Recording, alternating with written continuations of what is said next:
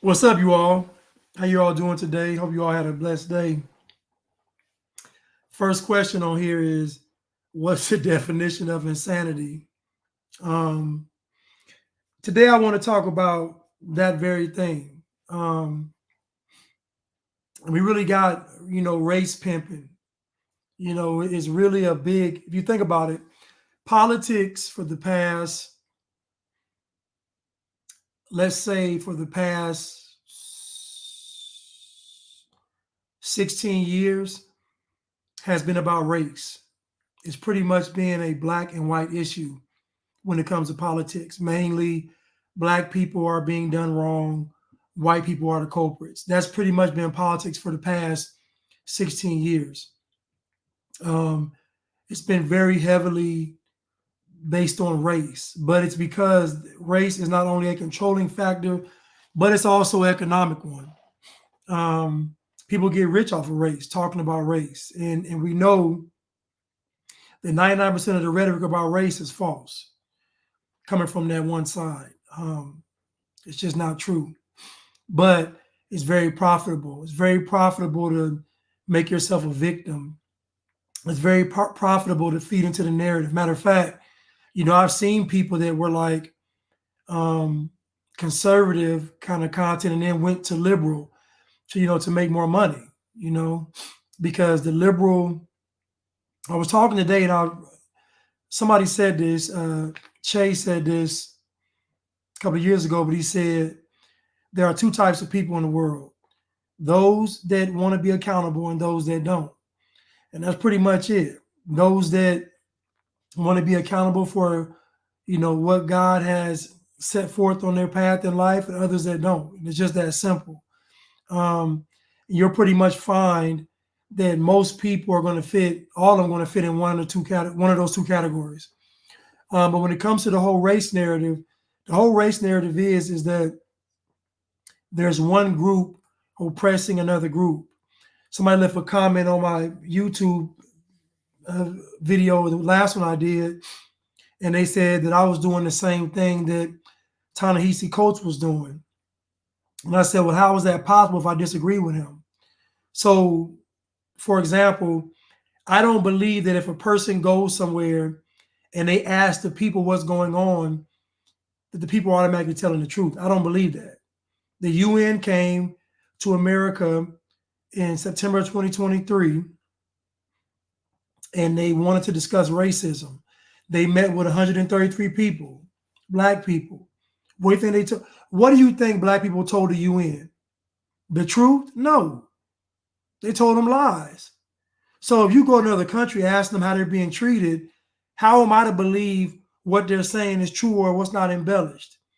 Now, we know in countries like North Korea and probably China, if you ain't got to meet with somebody in a cave or in a basement somewhere, they're probably not telling the truth. Like, you don't, if people aren't afraid to talk to you, they probably aren't telling the truth. Because to me, folks being afraid to talk to you is an indication they might be under some tyrannical regime. So again, somebody on the street freely talking to you, I'm not buying it. I'm not saying things don't happen. I'm just saying, as an example, we know when black folks get interviewed, they don't tell the truth about racism in America. They still repeat stuff that Donald Trump didn't say. After the information has come out, after they've been told, they still repeat the same lies. So again, somebody going somewhere interviewing some people about how bad it is over there, I really got to talk to some folks that got some sense.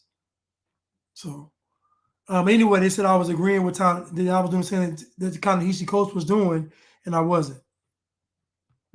I wasn't. Again, my thoughts on what's going on in Israel and Palestine is that it's a setup. And it's a setup because how the media is handling it. It's just that simple. These people don't give you information to inform you. They give you information to get you to turn a certain direction. That's the media's job.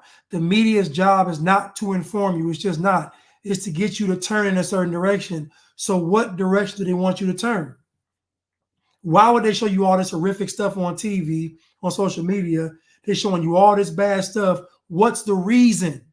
Did the media grow a heart? No, because that same media was lying about the Peter pandemic. So clearly they're not doing it for a good reason, but what is the reason? And so wisdom is a principle thing. I'm telling you all now, and I'm saying this again, the fourth industrial revolution is coming through Israel. All of these big powerhouse tech companies are in Israel. I'm just telling y'all. So whatever's going on, just know that the fourth industrial revolution is going to be in Israel.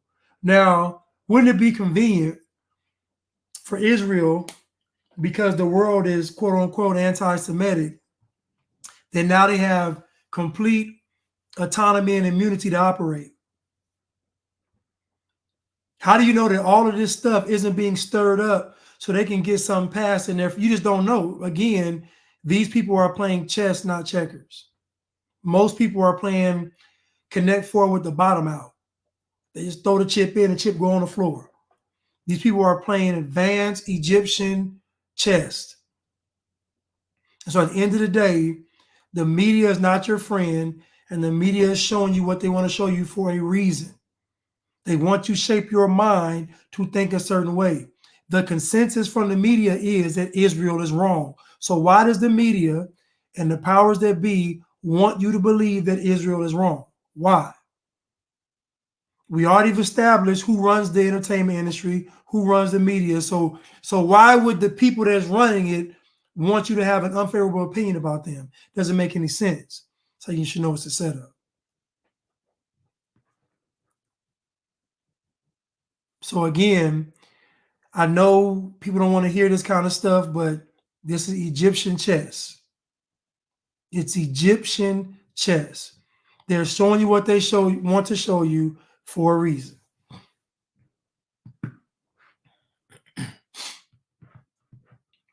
So do I think that Palestine or Palestinians are victims? I don't. Do I think Israel's innocent and the good guys? I don't. I don't believe any of it, because I believe that at the end of the day, what's going on over there is going to somehow, some way lead to us not having any freedom. Just miraculously, all of this stuff leads to us not having any freedom, even though they're fighting against people that don't want us to be free.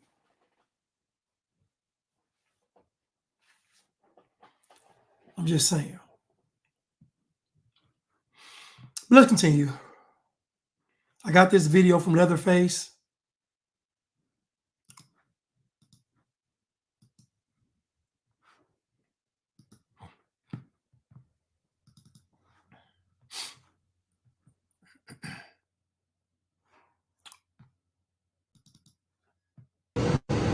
I'm not sure people understand the pain or the suffering that goes along with being a white man in this country.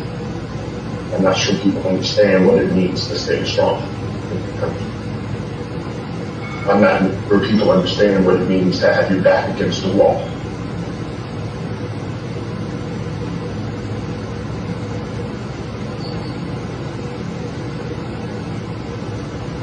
Do you know how disgusting you have to be to cry on camera? Like, do you know the thought process that your mind has to go through to be able to cry on camera? You know, when I'm posting videos and I'm laughing, I have to post, I got to record several times because I'm laughing at the stuff and I'm trying to get my stuff out, but if I'm having to do more than one take, if I'm laughing, then I got to assume they're doing more than one take when they're crying. The difference is what I'm laughing at is actually funny. What he's crying about is some foolishness. It's foolish. This grown man that got on camera crying about how hard he has it in America. Now he's able to get on social media and cry about his frustrations in a country that he claims to be oppressed in. I want you all to go to them other countries and talk about the government and see what happens. Don't worry about America. I know America's bad, all this. Okay, America's bad. Now take yourself to another country and complain about the government. You notice when these folks go outside of this country, black folks, when they go to these other countries and the governments are corrupt, they don't say a word. When black people live outside of this country and the governments are corrupt, they don't protest, they don't say a word. Why not? Why aren't black people activists in other countries? Why aren't black people tearing up businesses in other countries, starting riots? Why don't black folks behave the same way they do over here in other countries, where the governments are openly corrupt, where the police are openly corrupt? Black folks go to third world countries where the governments and police are openly corrupt. They're not hiding nothing. But they go over there and they're silent. Now, what's keeping the bliggities from going to another country and rioting and protesting and looting? Why not? Why not? Why don't the bliggities go to other countries and protest and riot and loot? I'll tell you why. Because they know they will get their head knocked off. They know this. They know if they play around in another country, they'll get their head knocked off. They know over there, the government ain't going to play and the police aren't going to play. But over here, the police actually set it up so that y'all can tear stuff up. Governors and senators and people give okays for y'all to. Kamala gave the okay to tear stuff up. So in this country, they kind of encourage and egg it on to destroy people's property. You know. Somebody on Instagram said, I think you are full of it. Now, again, emotional, low IQ, emotional, victim mindset, everything that's unproductive for society, this is what most of the bliggities are. This is why the Antichrist coming is going to be taking candy from a baby. Because the bliggities, think about it, if the bliggities are supporting every wicked agenda, they're going to support the Antichrist. If the Antichrist was running tomorrow as a Democrat, black folks don't vote for him. Or them, or they.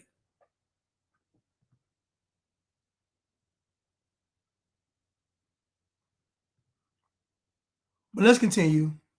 Let's listen. I'm not sure people understand the pain or the suffering that goes along with being a white man in this country.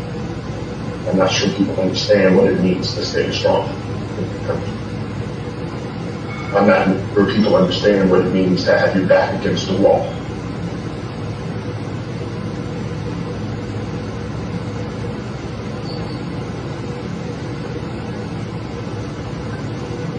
But I'm going to stand with her because she stood with me. He said, I'm going to stand with her because she stood with me. He's referring to Kamala Harris. I'm going to stand with her because she stood with me. What aspect of her life, sir, is standing with you? Please articulate to me how Kamala Harris is standing with you. Please tell me. How did Kamala Harris stand with you? Your boss is more than likely white. Where you have your money is more than likely white or Jewish owned.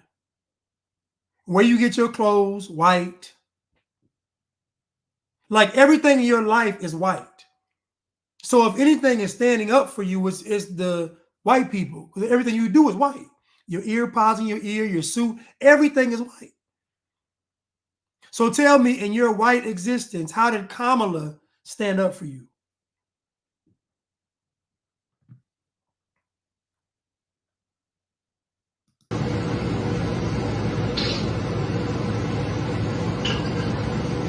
During my darkest moment,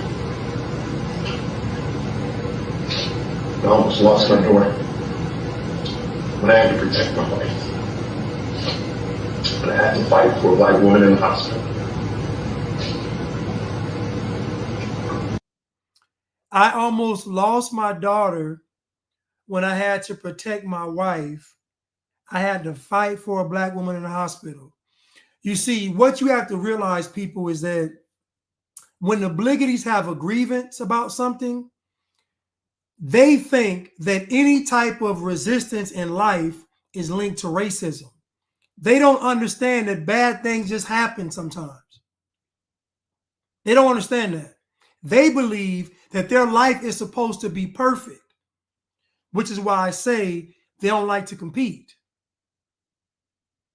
There's no way you can go through life believing that every bad thing that happens to you is racially motivated. That would literally mean that white people are gods on the earth because they're able to make everything bad happen to you. It's a very dangerous anti-white rhetoric. It's dangerous because what normal people go through, you're saying you're going through because of the way you look. The doctors have been wrong with all races of people. There are malpractice suits with all races of people.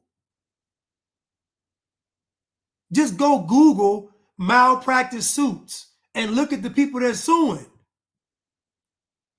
The vast majority of them are not black.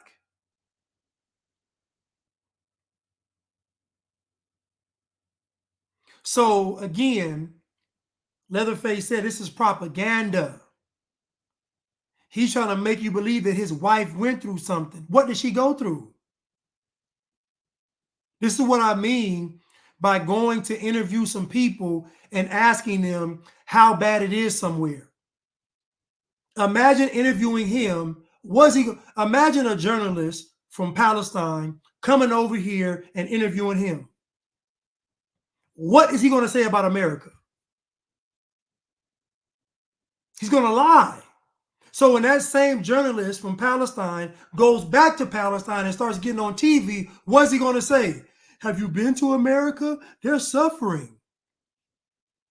I mean, their wives are almost dying. Like, again, when people usually embellish, most people just lie.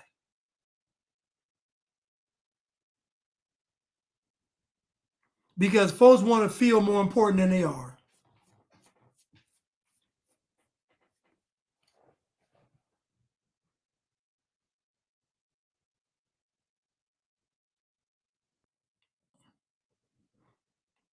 Let's continue. And so now it's my turn. And I really don't care what you all say about there's another black man crying or this or that or third. And what's funny about these people is the tears never fall. They can cry, but them tears never fall. This man is on video trying to go viral, spreading propaganda for Kamala Harris, trying to convince you that he has it so rough in America. Common sense should tell you all, when people are oppressed, they don't have this much self-esteem. Have y'all ever seen somebody oppressed? Honestly. You ever seen like a person that was like a kidnapped victim or a prisoner of war? You ever seen them? Have you ever seen somebody that was literally oppressed? You haven't seen it. You all haven't seen somebody that's been oppressed. They don't have this kind of spunk. They don't have the energy to go on social media and cry and complain.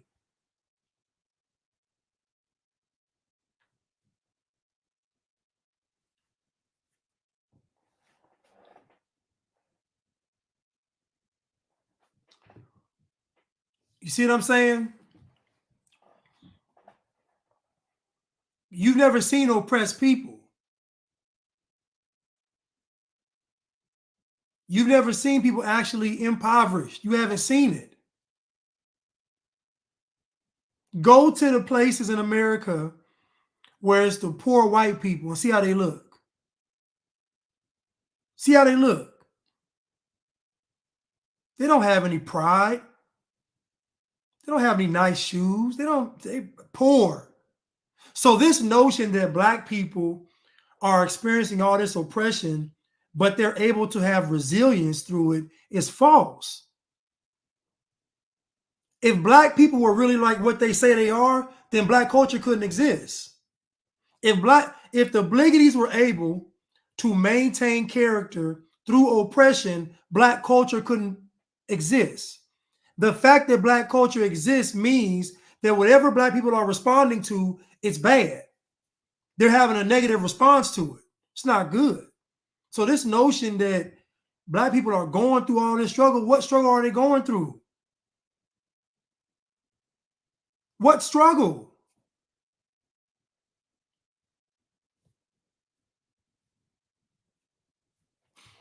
Let me get you up out of here. You know, they just want to come over here and just disrupt the live. Because every day I'm working my hardest to make sure that tomorrow's better than yesterday. How are you going to make sure tomorrow is better than yesterday? By doing what? Are you going to help old ladies across the street? Are you going to fill the potholes up? Are you going to round up all the stray cats and dogs? Like, how are you going to make sure that tomorrow is better? By doing what? By voting for Kamala? Really?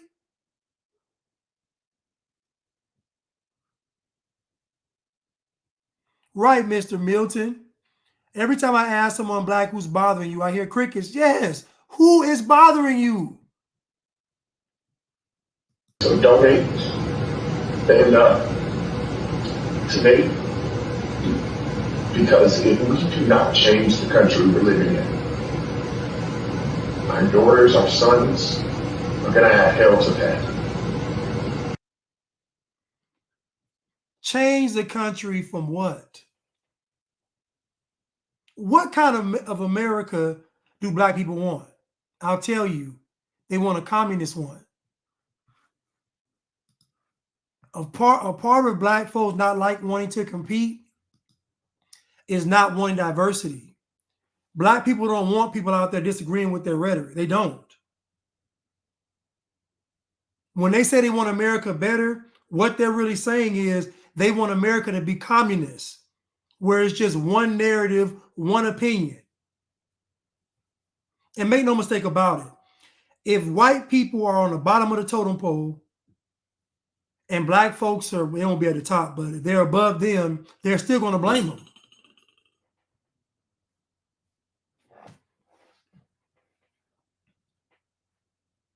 Right. Kofi said, but Blanche, you don't understand what struggle. You never been to Foot Locker and they didn't have your size. Right.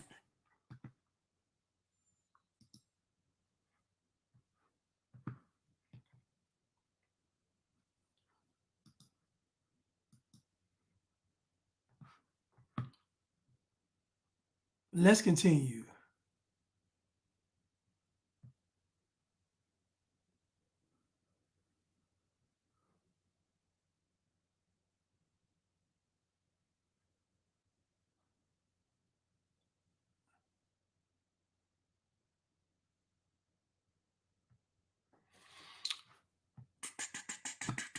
Oh, where is it? Where is it? Where is it? Where is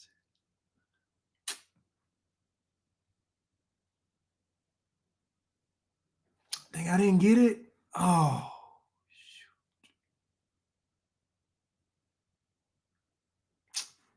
Oh, there was a CNN video.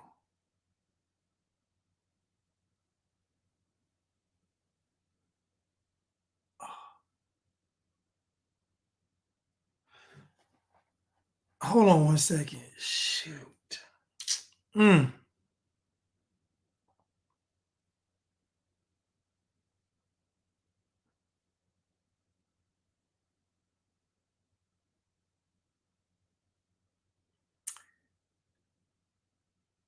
I didn't get the video.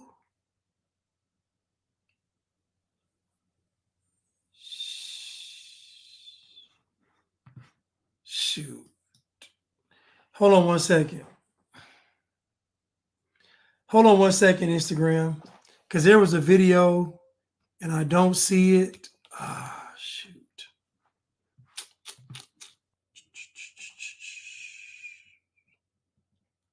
Hold on 1 second, y'all. There's a video and I can't believe I didn't get that video.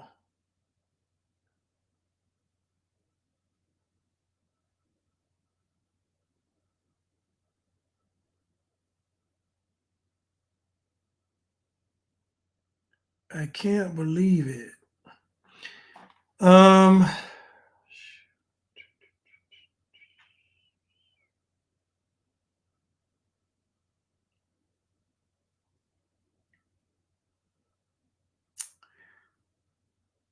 Oh man.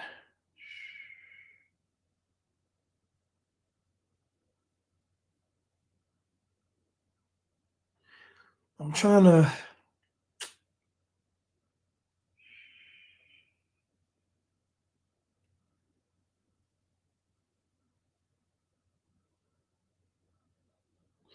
Sorry, y'all. It's a. Oh man. I don't know why this thing does this. I really don't.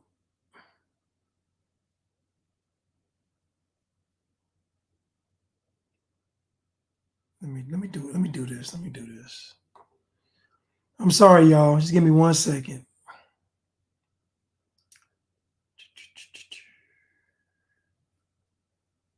Because I don't know why this thing ain't showing up.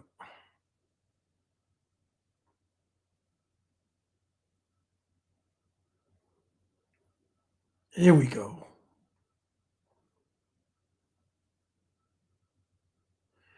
Okay, sorry about that. Oh, shoot. Dang, sorry about that, y'all. Sorry about that.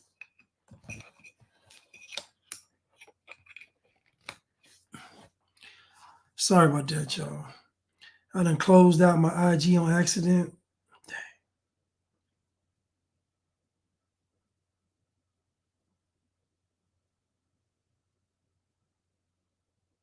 Give me 1 second.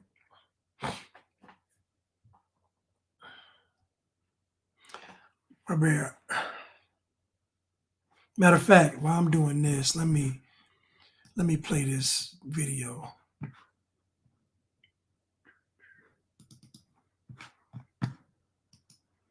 There's a trend line that I never noticed before and make me go, whoa.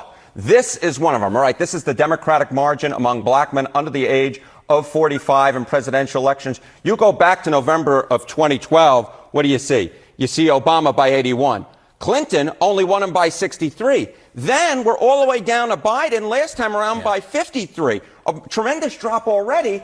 And then you take a look at the average of the most recent polls, and Kamala Harris is up by only 41 points. That is about half the margin that Obama won them by back in November of 2012. And this, I think, is, when Barack Obama goes in last week when he was in Pittsburgh, Pennsylvania, essentially talking to young black men, he made it seem like it was a Kamala Harris specific problem.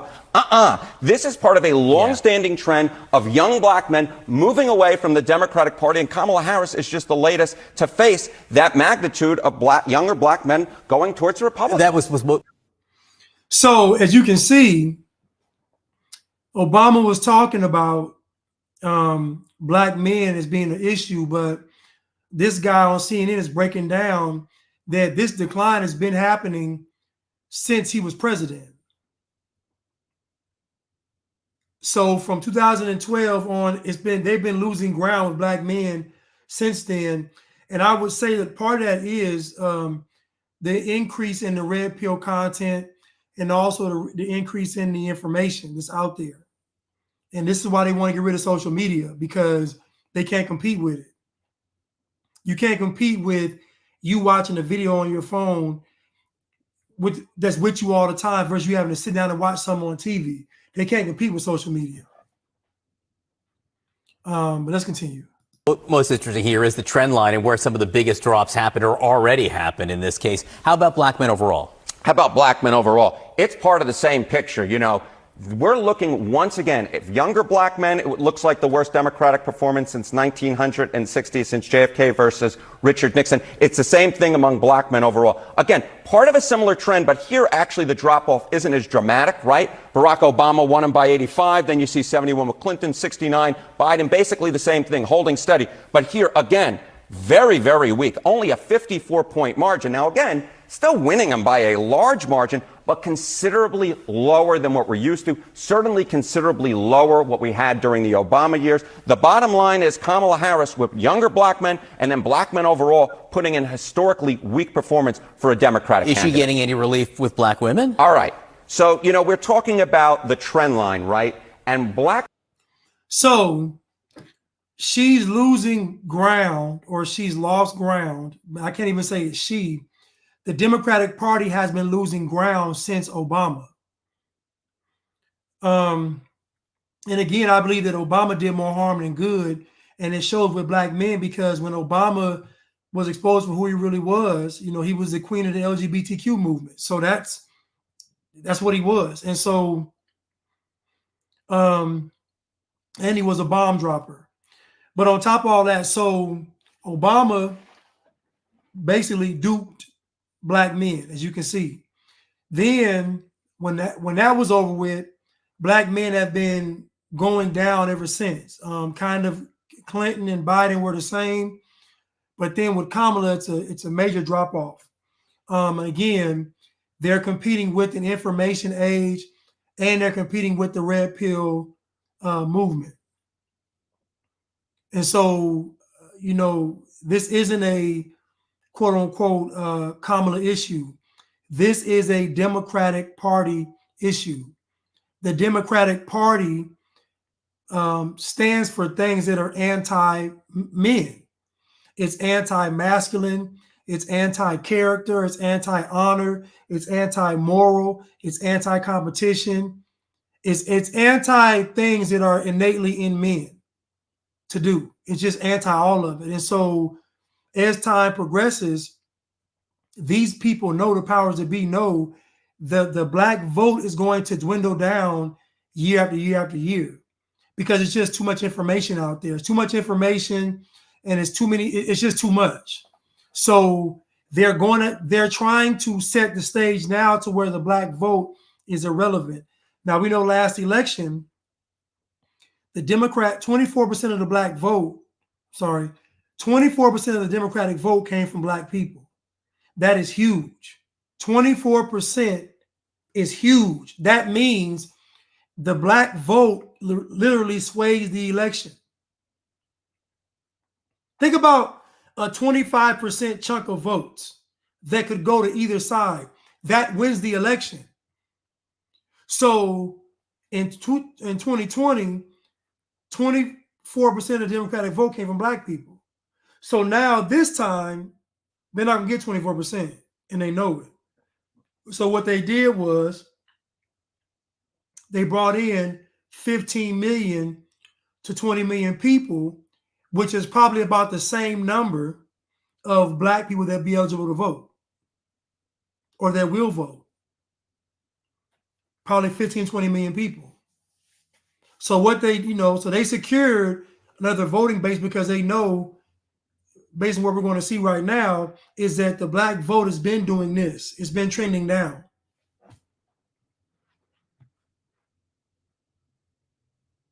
Women, look, she's doing better with black women than she is doing among black men. But here, there isn't a trend line almost until we get to Kamala Harris. So again, this is a black margin among black women. Look, Obama won him by 93, very large margin. Clinton won him by 93, a very large margin. Biden did a little bit worse at 85, but then you look here and you get a 71-point margin. Now, again, these are large margins, but the bottom line is, when you're talking about the base of the Democratic Party, you would think that Kamala Harris would do very well among black women based upon history, and of course she would be the first black woman president, but she's actually doing the worst for a Democratic candidate among black women since 1960, if this holds, John. And again, when you look at the numbers here, whenever you come in, looking at the trends is probably the most important thing. You got it, my friend. Thank you very much. Thank you. Sarah? So they're talking about Kamala having the lowest, They're talking about Kamala having the lowest black voter support since 1960. Since 1960. But that number isn't just Kamala. The Democratic Party, as the years go on, they get more and more egregious. So put it this way, out of the left, what you call the liberal left, the most conservative portion of the liberal left, ironically, is black people. Black people are the most conservative part of the liberal left. Now, in comparison, they're not conservative, but in comparison with the left, black people are the most conservative because there are certain things that black people still don't ride with. So, but the Democratic Party is increasingly more flagrant. So, in other words, like this, say we're racing to decadence. We're racing to decadence. Black people are going like this. Democrats going like this. They're both. It's a race, but the Democrats are flying. You know, so black folks are flying too, but the Democratic Party is insane. So black people haven't caught up to where Democrats are, because again, black people are the most conservative out of the liberal, libtarded left.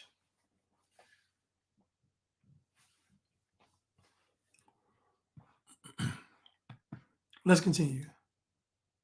But again, all this isn't on Kamala. It's not. It's the party. But again, like I said, Obama is doing all of this. CNN is doing this to put pressure on black men. They want the world to put pressure on black men. Like I said, they want random people asking black men who they're voting for. They want divorces to happen.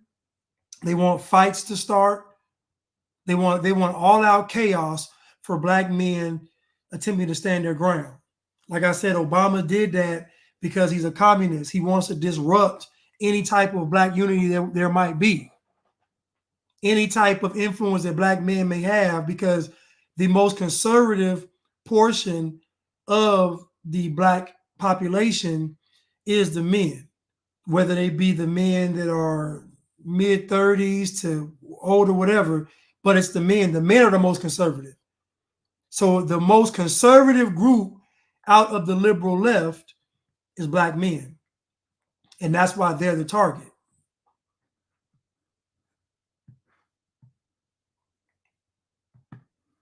Leatherface just said, I got mobbed on my Facebook by black women for saying racism isn't holding us back. I know.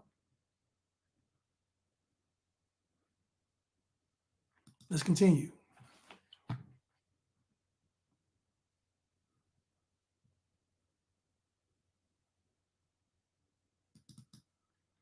Oh my God, you guys. Once they figure out that it's not just the black male vote, oh my God, you guys, I'm hiding because once they figure out that it's not just the black male vote, but also us black females who ain't voting for Kamala in record numbers like black people usually vote for Democrats in record numbers. Oh my God, y'all. Once they figure it out, they gon' send Michelle. They gon' send Michelle after us. Oh my God, you guys. I gotta find a better hiding place.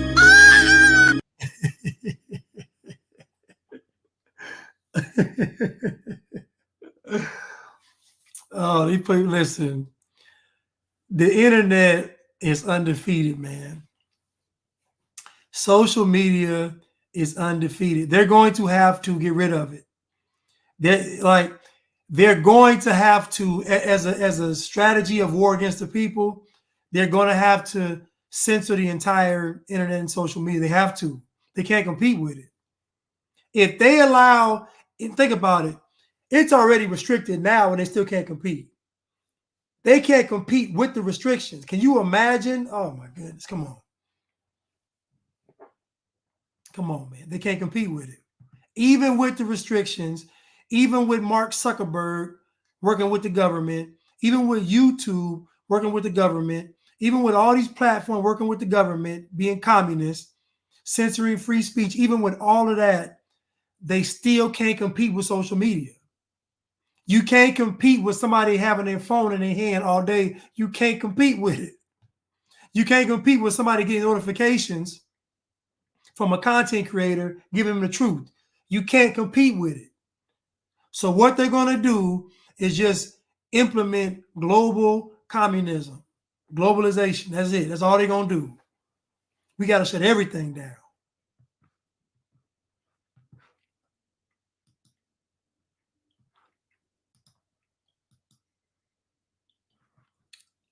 Let's continue.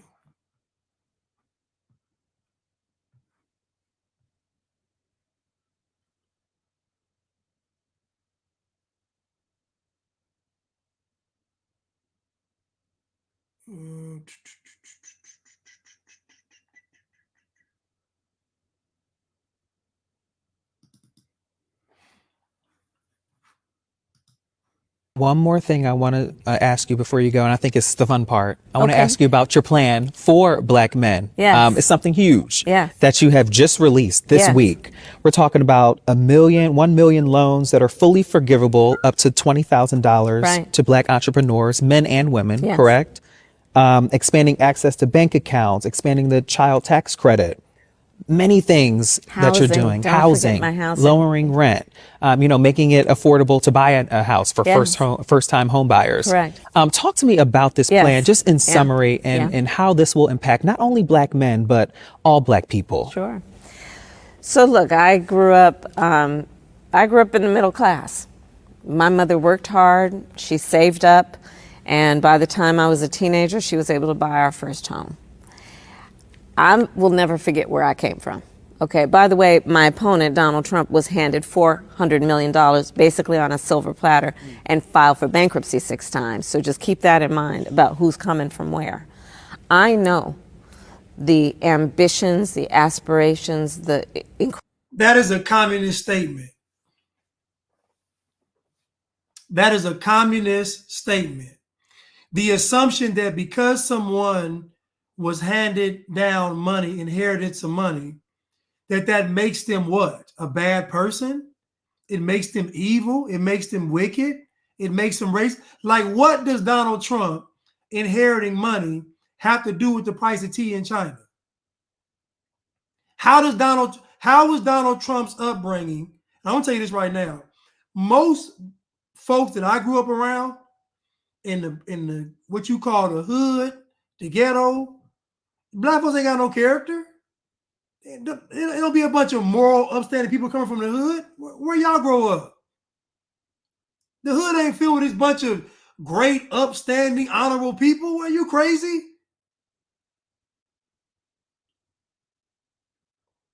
This woman grew up when she was 12 years old, they moved to Montreal. They wasn't staying in the hoods in Montreal. Her family, her mother's side of the family is well off. Believe me. They belong to the highest caste in India. They're not poor. She wasn't struggling. I grew up middle class.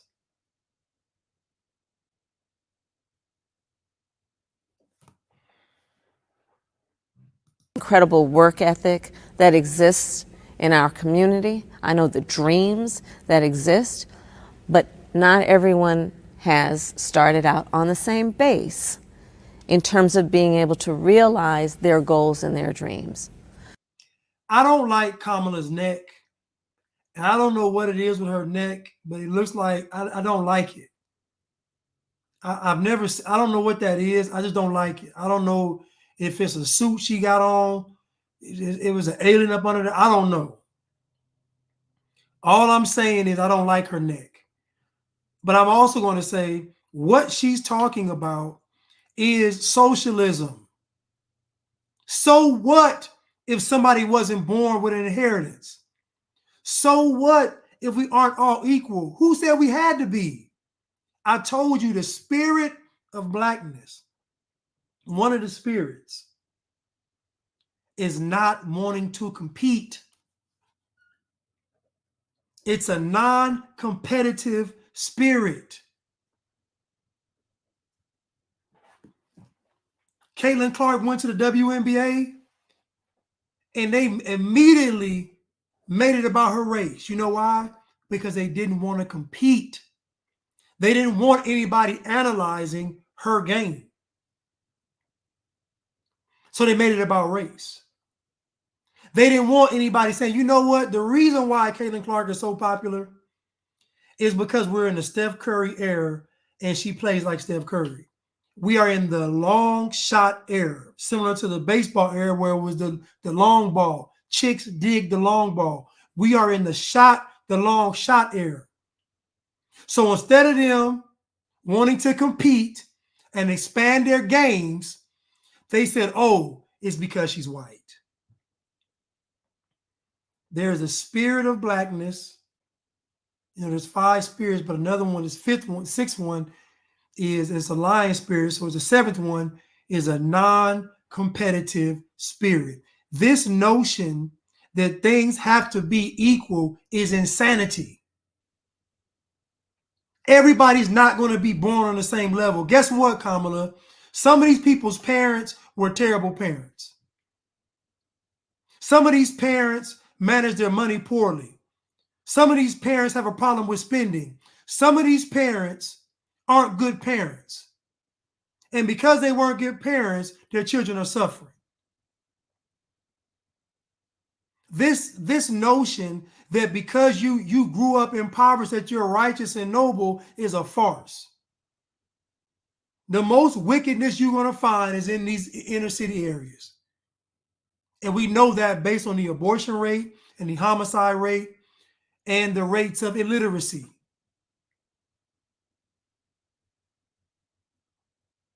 The trash is everywhere.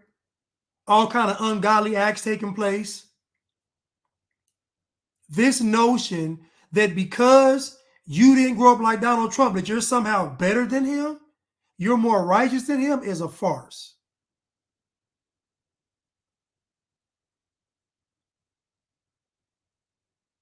We should reject any notion of socialism, Marxism, communism, and globalism, because the whole premise of it is driven by everybody needs to be equal. No, they don't.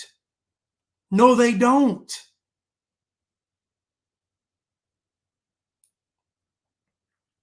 This is why I like sports. They're going to get rid of sports too, though, because sports still deals with competition. They're going to get rid of sports too. They're going to make sports so soft and weak and watered down. It's going to be him and them and they playing women, men. It's going to be so confused. It's going to be whack.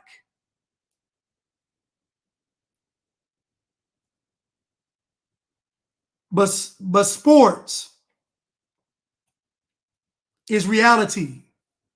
If you're not good enough, you're not going to play. Yes, there are politics every now and then, but for the most part, if you're not good, you ain't going to play. And if you're good, you're going to play for the most part. But a lot of times in sports, players don't talk about their attitude.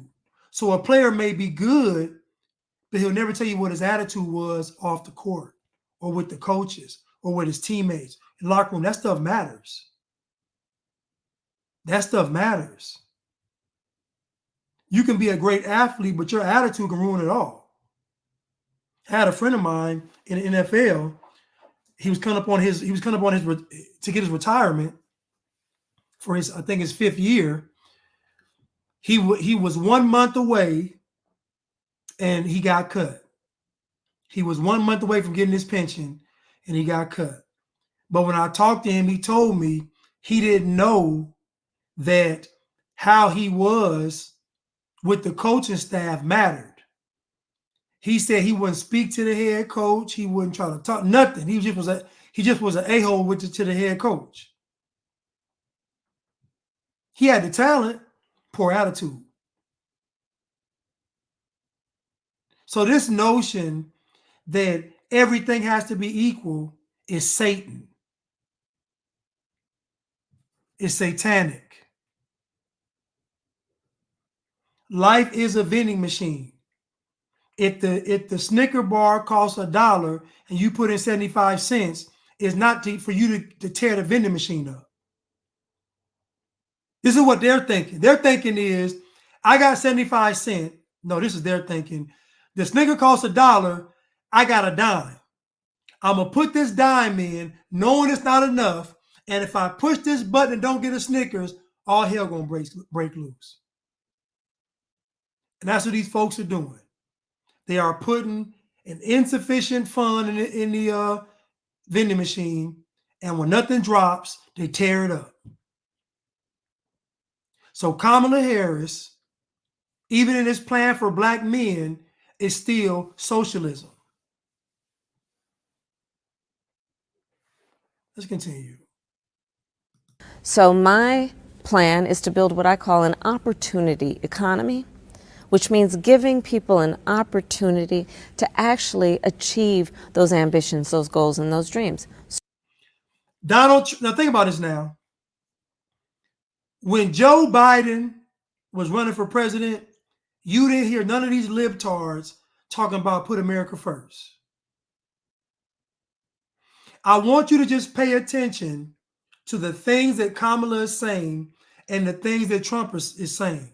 All she's doing is plagiarizing what so she wants an opportunity economy.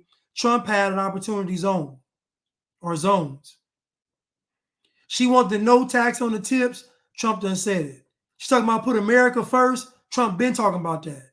All these people are doing are plagiarizing what Trump has said to try to appeal to both sides.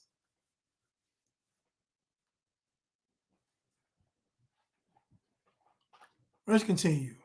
So, for example, housing is too expensive. The American dream is something that previous generations could kind of count on, but no more. Yeah. So, one part of the problem is that we have a supply issue in terms of housing supply.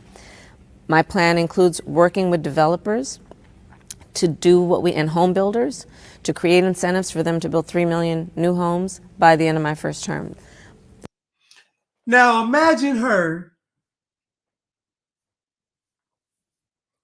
dumping 3 million houses on the market. And you're right, David Lyons. She makes it sound like equality of opportunity, but she means equality of outcome. And this is how they think. They believe that if we both do the same thing, the outcome should be the same. No, ma'am. I might be better than you. You might be better than me. But what's going to happen if you put 3 million houses on the market? So now you got the government. So this sounds like a housing project, not project, but a project. The government is saying we're going to build these homes.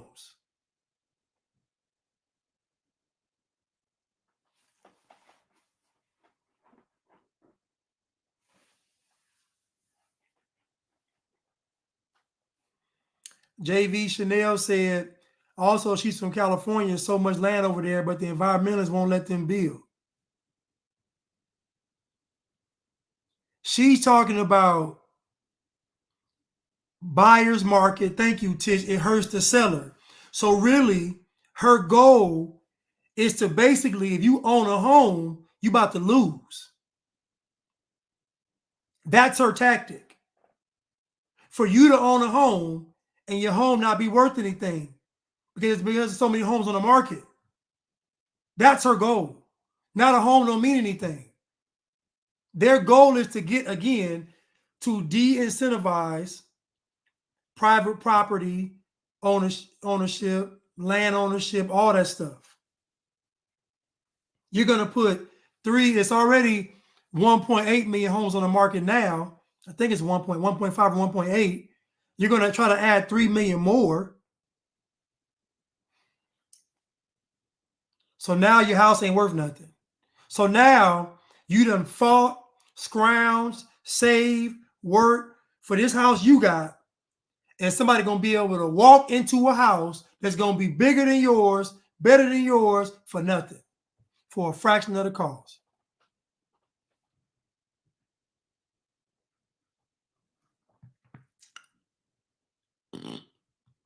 Let's continue. The second part, which is equally important, if not more, is to give people, first-time home buyers, a $25,000 down payment assistance. Because what you and I know is a lot of folks want to be a homeowner, but they don't come from money. They don't come from some families that can necessarily give them or pass on a home or give them the equity out of their home to help them with the down payment. $25,000 down payment assistance just helps people get their. How many people do you all know, honestly, that got a house because the equity was pulled from their parents' house or the parents gave them a house? I'm not saying it don't happen, but how many folks do y'all know? How many of you all are homeowners in the chat that y'all got it that way? And yes, Kenya, 25,000 ain't nothing, but 25,000 would be a lot if the house ain't worth nothing but 75,000. If the house ain't worth nothing, 25 gonna be a lot.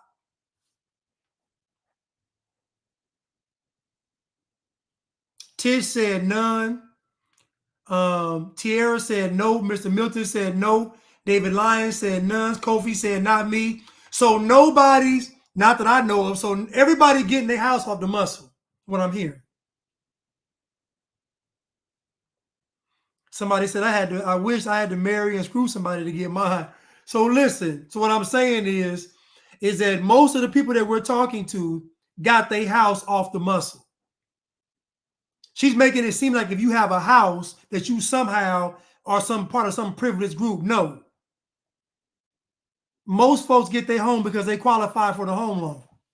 That's most people.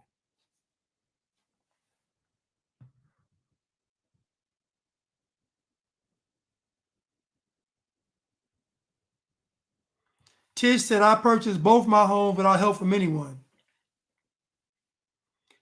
Thank you, Imagine No Color said, first-time home buyers programs have always been available. Thank you.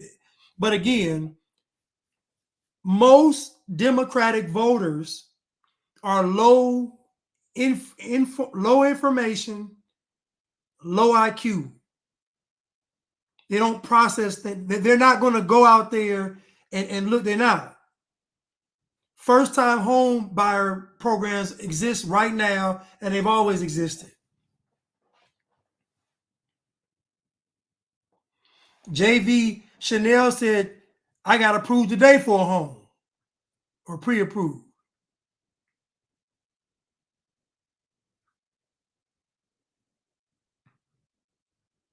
Miss Kat Sinclair said, I'm looking at that right now through the USDA. Tierra Barnes said, I saved my money to buy my home. I didn't get help from anyone. I didn't use no programs or nothing. Mr. Milton said, I paid 2 mortgages and 1 paid off. So again, what she's talking about is not reality. Because most folks I know got their home on their own.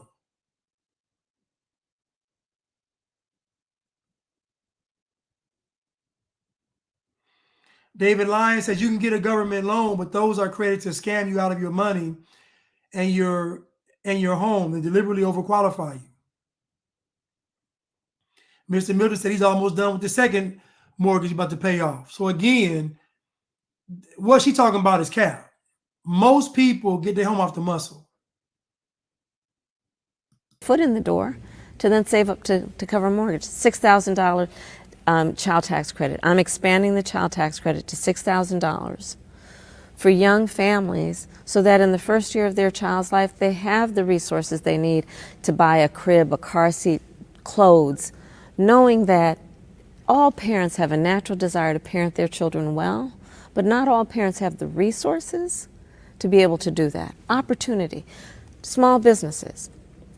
My second mother, our second mother, who helped raise us, was a small business owner. I know who our small business owners are. For our communities, they are part of the cultural, economic, civic fabric of our communities. They hold the strength of.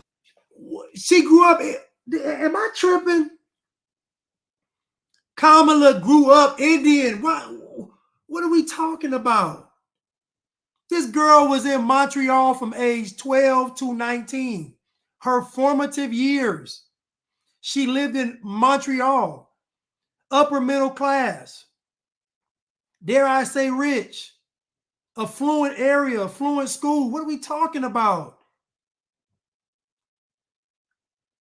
My second mother, third mother, second grandma. That's all these people running around. Somebody said it best. The problem with Kamala is that she's everything to everybody. Like Donald Trump is Donald Trump. You either like him or you don't.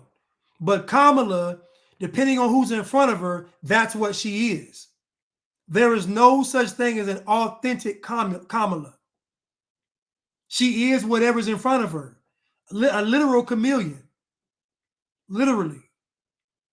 She has no authentic anything about her. Whatever's in front of her, that's what she is. She didn't grow up in no black environment. Are y'all crazy? But that's y'all fault. Because y'all have made black culture so easy and disgusting and low vibrational to where anybody can master a black culture course in probably 6 months. Probably 6 months. Let's continue. P. Dot. I believe that she is a lesbian. I do. I believe that she's a lesbian. I know Hillary Clinton is a softball coach / PE coach. I know Hillary Clinton is. So I think Kamala is too. I think a lot of them are. A lot of them. Hiring locally, mentoring, all that. So I'm going to change so that the tax deduction for a startup small business, change it from what it is, it's $5,000. Nobody can start a small business with $5,000 to $50,000. You know what I find funny? There are people right now telling you, think about all of these people, remember these pyramid, you can start your own business for $5,000. That's been a Chad O. Jackson said he started his business for $5,000. I would venture to say you can start a business with $5,000 as long as you have a service you're offering that people want. It got to be something that the people want and need. Are you going to fill a need in society? All these beauty salons and all that ain't going to work. You got to fill it. You got to be like what a plumber, electrician, landscaping, maintenance, janitorial, construction. These things that people need. So yeah, you can start a business for $5,000, but it's going to have to be a needs-based business, not you going off of what you feel like people want. I'm going to start this black-owned where all we serve is chicken feet and fries. You ain't going to make it. 5,000 ain't going to work for you. The feets and fries franchise ain't going to get started with 5,000. Because you got to spend so much money on marketing. You got to do so much just to get somebody to want to put a chicken foot in their mouth and then follow with a French fry. It's going to take too much. So again, people, you can start a business. You can start a business with $5,000. There's many of people that started doing something out of their house, that made enough money to start cook out of their house, then end up getting a food cart, then end up getting a food truck, and then the rest is history.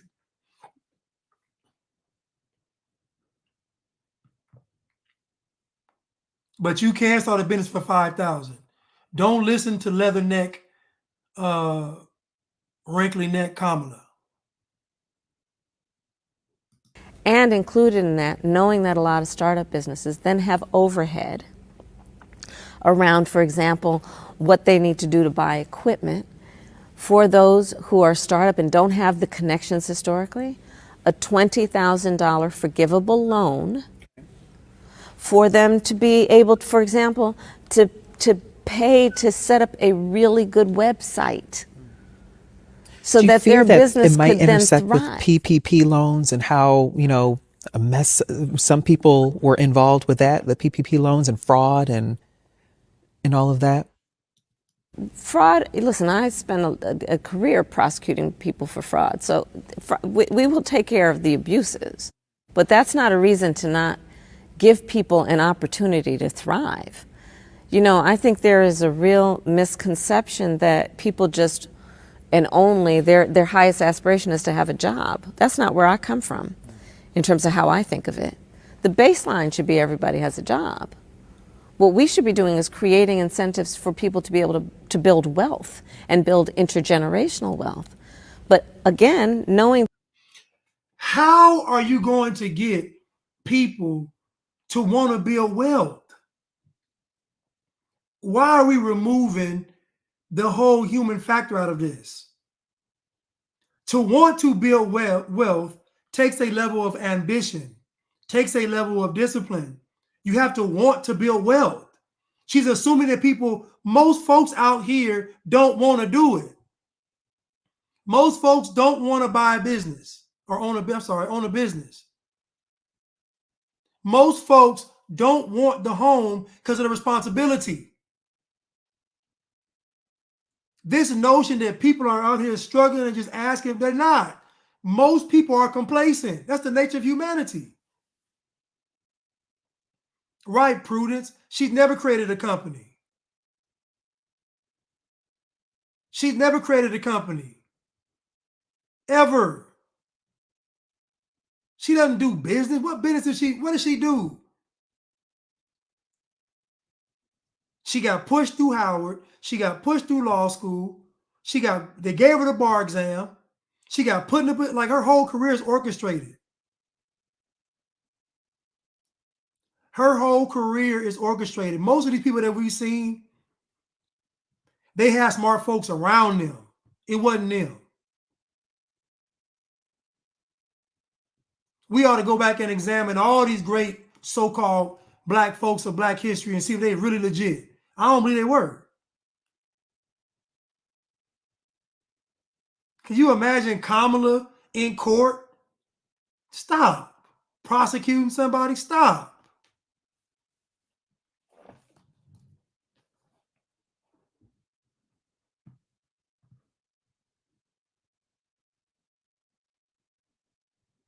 Right. Kofi said when they say build wealth, they mean invest with DJ Envy and hope they get their money back. Right.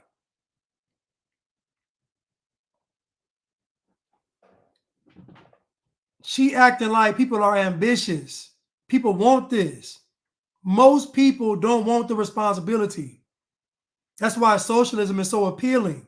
That's why communism is so. Communism and Marxism and socialism and globalism are only appealing because most people don't want the responsibility. They don't want to be accountable.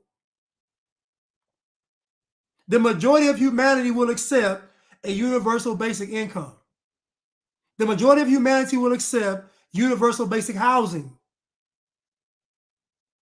The majority of humanity will accept universal basic food. They'll accept it because most people don't want the responsibility. So this notion that it's this group of people out there, the masses of people that want these things is cap. They don't. They don't.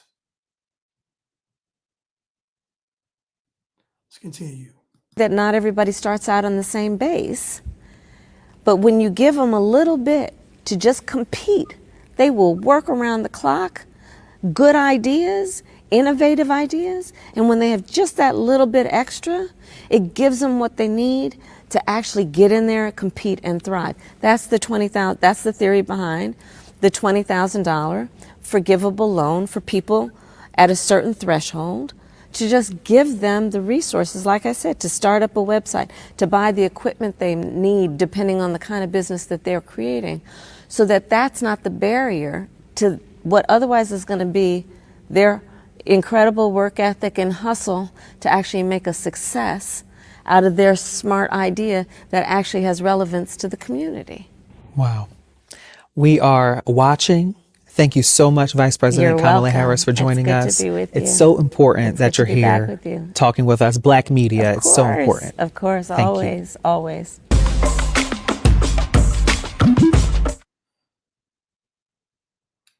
You see his response. You see his response. Listen, how are you going to, if a person was really going to start a business, they would have been started it. Like they would have been doing it. If they were really hustlers and all, they would have been doing it.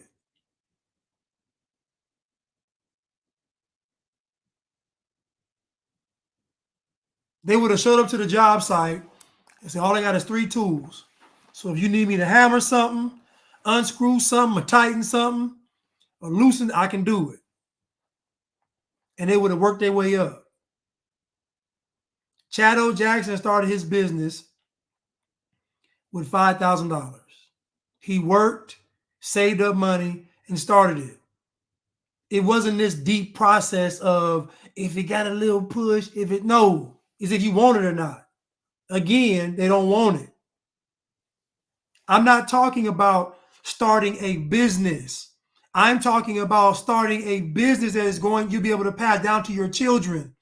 I'm not talking about the chicken feet and fries shack, feets and fries. I ain't talking about that. I'm talking about something that can actually make you money that you can pass down to generations, actually create generational wealth. Not you having an emotion about what you want. Girl, I want to make some cupcakes. No. The cupcake market is saturated. The hair care market is saturated. You better find a need that society want. You better go find some need. You better do some surveys, poll the people. What do y'all want? What do y'all need? It's crazy. Assuming these folks want to do all, they don't want to do it.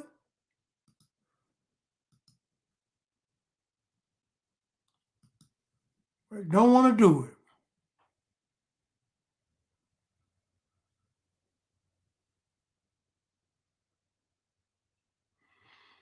Miss Kat Sinclair says you have to read the fine print. A lot of the HUD programs will help you, but you aren't able to sell your house for 10 years. I know.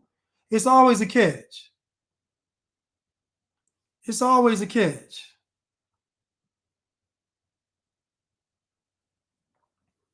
Tish said, I started one business with a second mortgage on my home, paid it off within a year. Where there's a will, there's a way. Exactly. You mean to tell me what's the likelihood of somebody waiting for the government to start a business? They're going to be successful. The likelihood is very slim. They're not.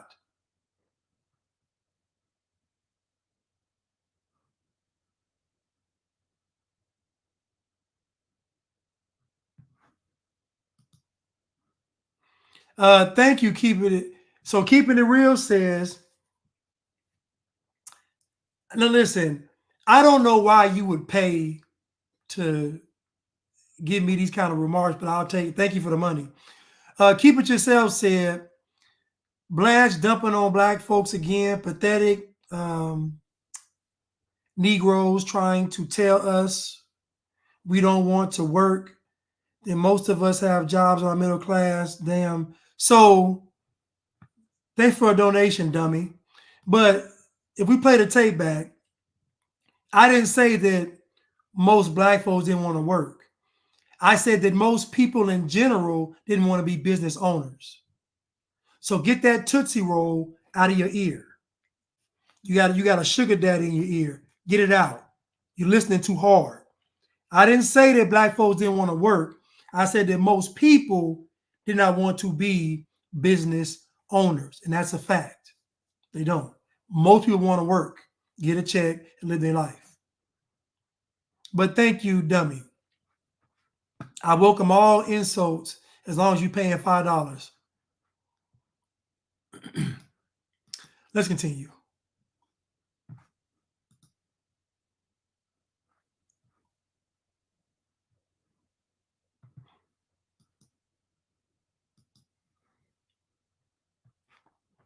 Let's continue, though. Let's continue.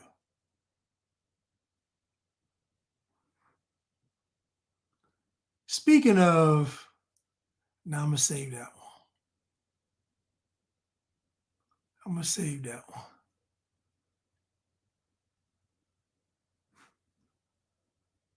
What is this? Willis, backed by Commissioner Aaron. Why do they always put music behind them? I like this music they put behind that.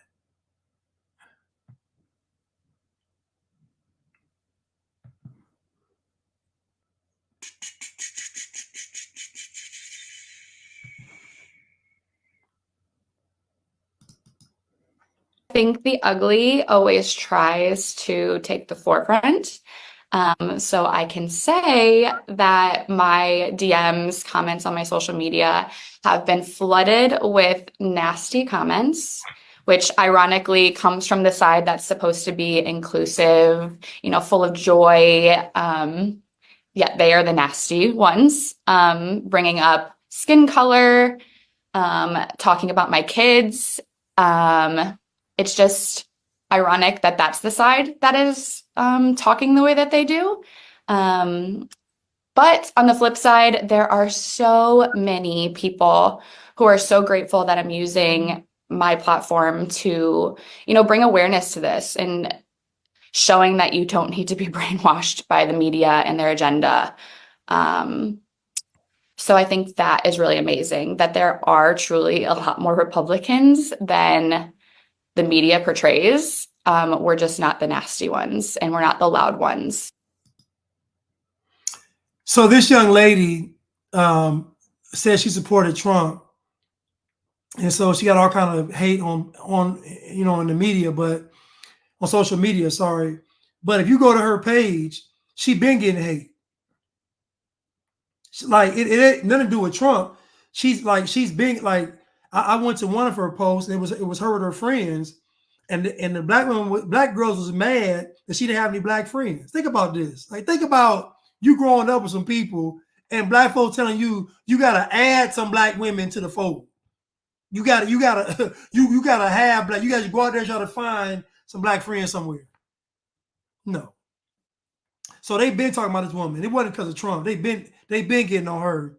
She's Caucasian.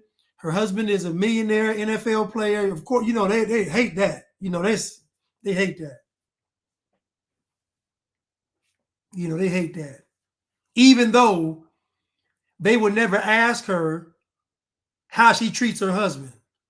They would never ask her how she's been in his life. They would never get any tips from her. They would never sit down and say, let me learn from this woman because she done snagged an NFL player. I want one. Let me learn from her. You ain't gonna do that. You're gonna condemn her for having the black millionaire husband that plays sports. I'm telling you now, ladies, a man wants peace. This man ain't finna have no 3 kids with her if he don't love her. Trust me. He's not finna have 3 children with her if he don't love her.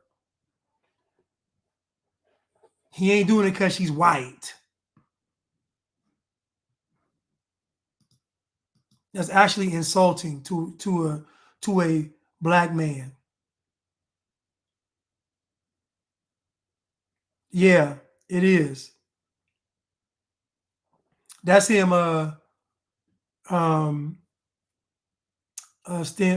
Stem. That's him.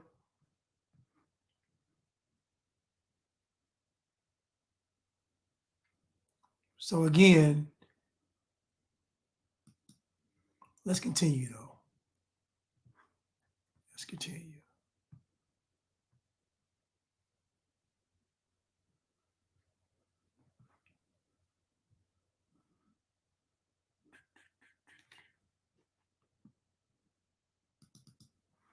Never. Just never thought I'd see it like this. Like, nah. He's like the gatekeeper to the game. To the point to where, what weekend just passed? Like BET Award weekend, it didn't, like the past 2, they just didn't feel right. Because there was no motion, there was no parties. there was nowhere to go. Like, let's be very specific between parties and freak offs. No, the industry, like the parties that we attend, like there's me, the Terrences, I left before one. I never stayed. I've only been to 2 parties and I've never seen a freak off. Yeah, but it shows, and once again, I'm separating it, right? I'm talking about him as the artist, the person, right? How monumental and how important he was to the culture, because I said, Jermaine, there's no parties. Every year, dude had the fest, and you feel it. It's like a hole. It's like, damn, we ain't going. He was just such a gatekeeper for him. The liquor in the clubs, like he was everything hip hop. Yeah. You know what I mean? So for that to die out, it's like you just would have never thought. And especially when you look at somebody as like somebody you study, somebody you idolize, somebody who you looked at like, yo, when it comes to hustle, when it comes to business and how to run your shit, it's like he was the guy that every young hustler looked up to and wanted to either be like or wanted to, man, I'm gonna pass this nigga. Like, first of all, Puff Daddy got placed in a position. Who was the guy that gave him his position at the record label with no experience? Who's the guy that put him in a position? Puffy ain't no businessman. He don't pay his artists. How is Puffy? What business is Puffy? What's the business? Because he had a name and somebody wanted to use like this. That's not business. Like you having a name and somebody wanting to use your name and pay you isn't business. It's just not. Business to me is you starting something from zero and you building it. Not you getting placed in a position at a record company and you giving out advancements and not paying artists. That ain't business. That's being a crook and a thief.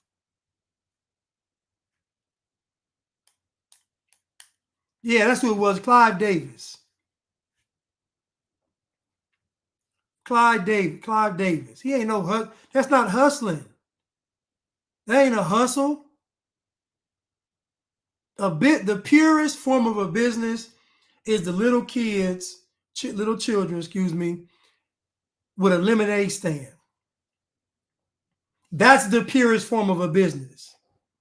I'm a make a product, I'm gonna take it to the market, and I hope people want to consume it. And if they don't, I'm gonna go back to the lab and I'm gonna make it better.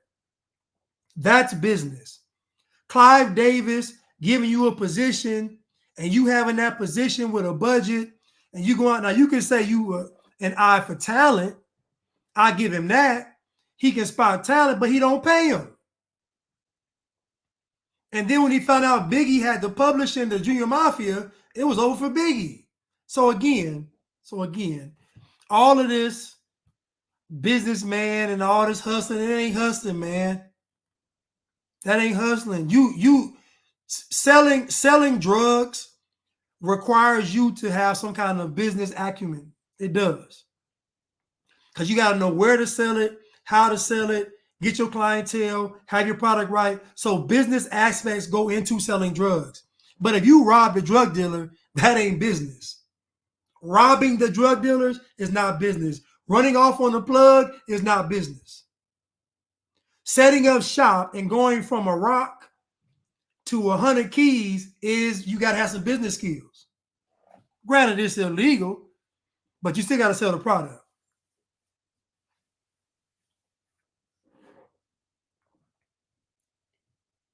You still got to be able to sell the product. But again, businessmen conduct business. They're able to have a vision with something, take it from nothing, and make it into something. Not all this orchestrated, you placed here, you play, no, none of that. Like I want to pass this nigga. Like he just step your hustle game up. You know what I mean? So it's sad and it's messed up that, we gotta witness this in this time, but it's fucked up. And his kids, I mean, we gotta sympathize with them too. Oh, absolutely, 100%. Now, see, the industry, Puffy is exposing the industry. Most folks aren't mad at Puffy. You know why? because most people know what goes on. Most folks done been to the free calls. Most people know what's, so it's hard for folks to even be mad at Puffy because they already know what's going on.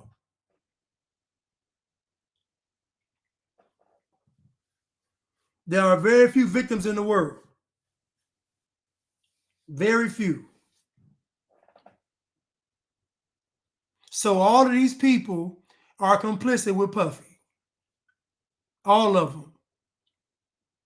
You don't hear no outrage from the industry. Who do you hear being outraged in the industry? Who? Nobody. All your top names in the industry, they are not outspoken about Puffy. You know why? Because they was all there, indulging. Come on. They sad that this happened to Puffy. They don't like this.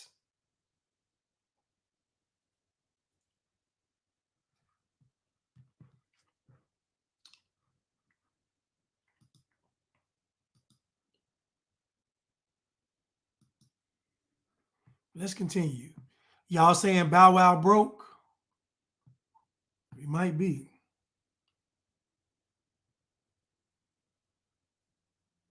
What is this right here? What is this? What is this? Chairman of the Obama Foundation just happens to look like your oldest daughter. And his wife, who is a doctor, who is credited with delivering your babies, just happens to look like your youngest daughter. The Obamas aren't blind, and their family and friends, and America's not blind. Somebody has to explain this. It's worthy of an explanation, or you should have got rid of these people. And so, literally, like, distance yourself from them. You got rid of Reverend Wright. You distance yourself from him. Don't make this man the head of the Obama Foundation if he looks just like your oldest daughter. And just the whole story, I mean, the woman delivers the baby. I mean, this woman delivers the baby and looks just like the youngest baby. Somebody, please. Now, why do you think the Obamas have not distanced themselves from those two people? Because they gotta show you. They gotta show you the truth in your face and then dare you to get on social media and talk about it. And then dare you to go in public and talk about it. And then dare you to go on TV and talk about it. That's what they do. They put the truth in your face and they dare you to go say something about it. You say, look up Allie Carter. I'll look her up. I'll look up Allie Carter. But they always put the truth in your face and dare you to say something. So when it comes to this race pimping, your passport said that you're American, but you call yourself black. It's in your face. You actually have a nationality, which is American, but you call yourself black. It's in your face. Now try telling somebody black that they're American and not black.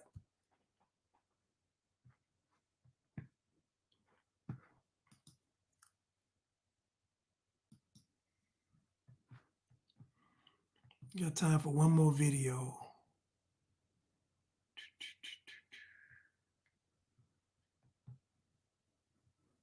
That might be too long, that one right there. Let me see what this one is. Get back on this race. The way that black men are about to be the weakest link. Remember when it was 52% of white women voted for Trump? It's about to be black men. I don't know what the rhyme or reason is for black men not wanting a black woman in power. Black men talking about I don't want no black woman telling me what to do. Okay, but wasn't you raised by a black woman? Why are you scared of black women telling you what to do all of a sudden? Don't you live with your mama still? Oh, sorry, you live with your grandma. Don't your baby mom raise your kids? Don't your baby mom pay your bills? Don't your baby mom give you a car to drive? What's going on here? Don't you and your baby mom live with your mom? Talking about some black woman can't run that. What are you talking about? Black women are historically the backbone of society.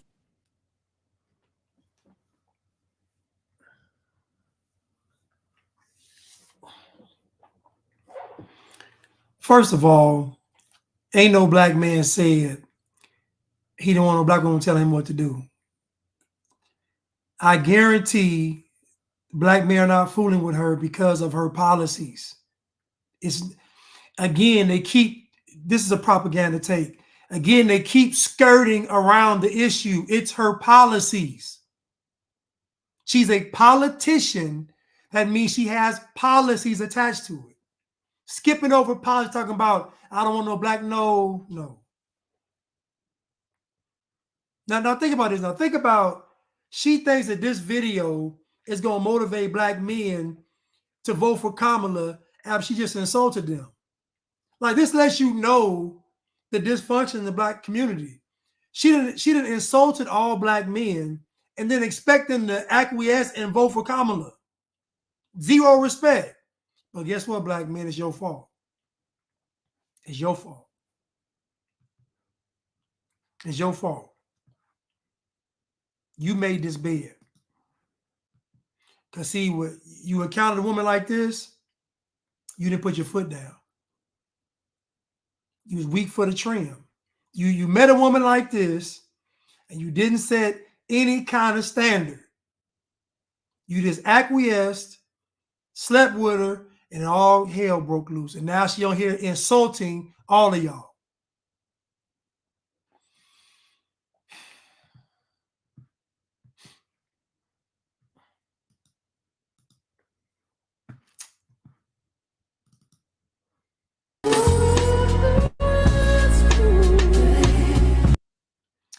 Of course, more young black males are becoming conservatives. Many of them are broke, mean, and aggressive, just like the guy they plan to vote for.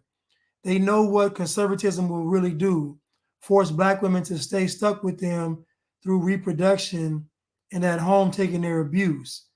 Of course, more young black males are becoming conservatives. Conservatism is the loser.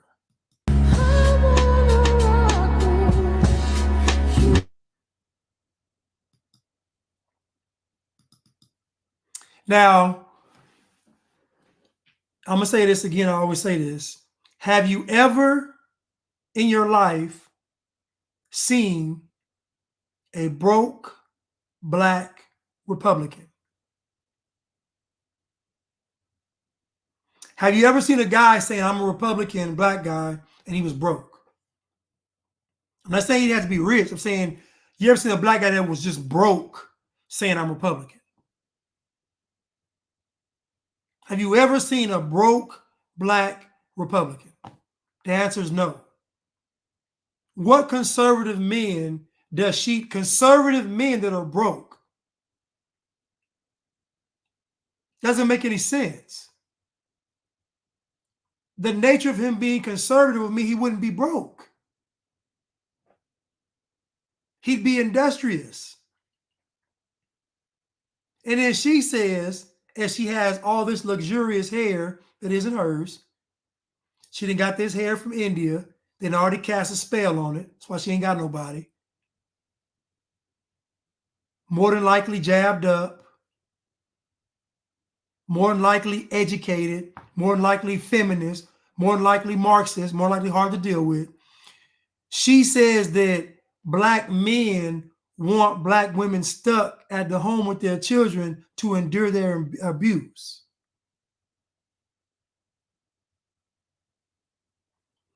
I've never heard a woman, I'm not saying it doesn't happen, but I've never seen a woman complain about a conservative guy abusing her.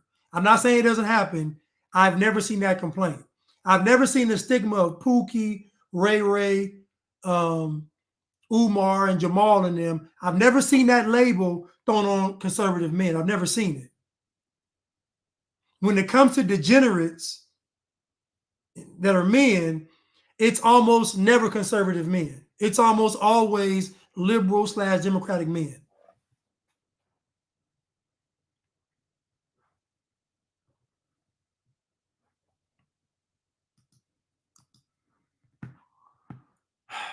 Let's continue.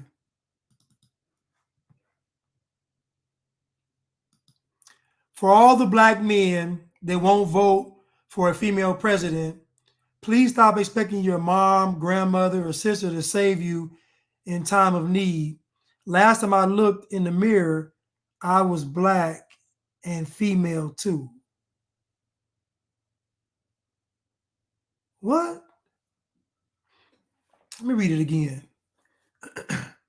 For all the black men that won't vote for a female president, please stop expecting your mom, grandmother, or sister to save you in time of need. Last time I looked in the mirror, I was black and female too. So in other words, you want a black man to vote for Kamala because his grandmother and mom are black? Because they helped him out? So because you helped him out, he got to throw the country away? because you helped him, he got to make the country communist?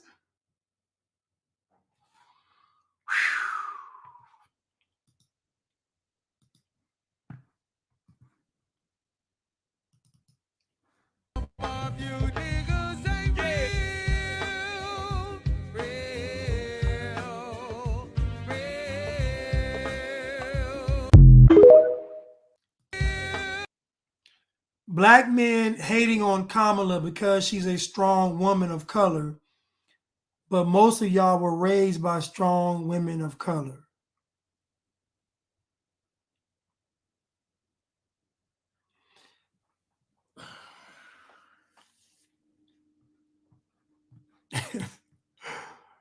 He would have the worst take.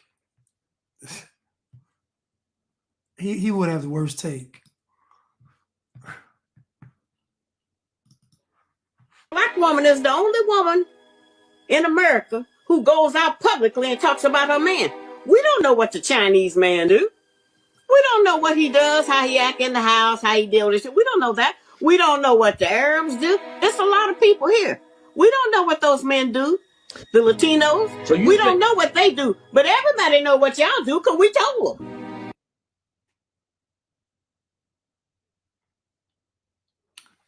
So that is a cultural issue, and is the lack of respect that black women have for black men. But again, I don't blame black women for that because black men set that stage. When the government came, so y'all tell the story, the government came to the woman and said that the man can't be in the home. The black man should have said, I'm going to fight tooth and nail so that my woman doesn't need the government. Matter of fact, if the black man had been taking care of his household, the government coming to a black woman would have been an insult to her. She would have been insulted by the notion that you want her husband to leave so she can get a check and some food stamps. So the fact that the government was able to even go to black women and the deal sounded appealing, let me know the black men had been dropped the ball. They've been dropped. So I don't blame black women for that. I blame the Kings for that one. And then when the black man had a chance to redeem himself during the crack era, he didn't. He destroyed the community. You see, when the crack hit the community, the black man could have said, we're not selling that stuff in our neighborhood. The Asians said, not in our neighborhood. The Italians said, not in our neighborhood. The Jews said, not in our neighborhood. All the other ethnic groups said, you can't have the white folks, not in our neighborhood.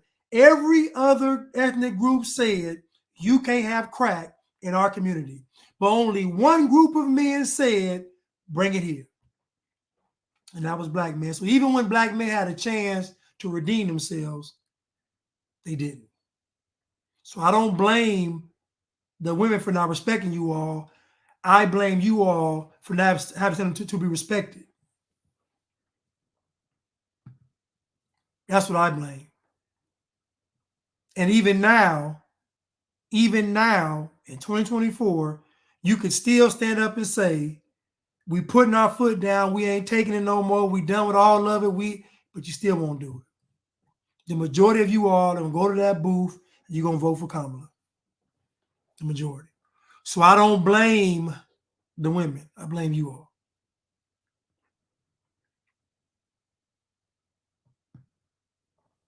And double draft and boost mobile. You're right. Thank you, baby, for life.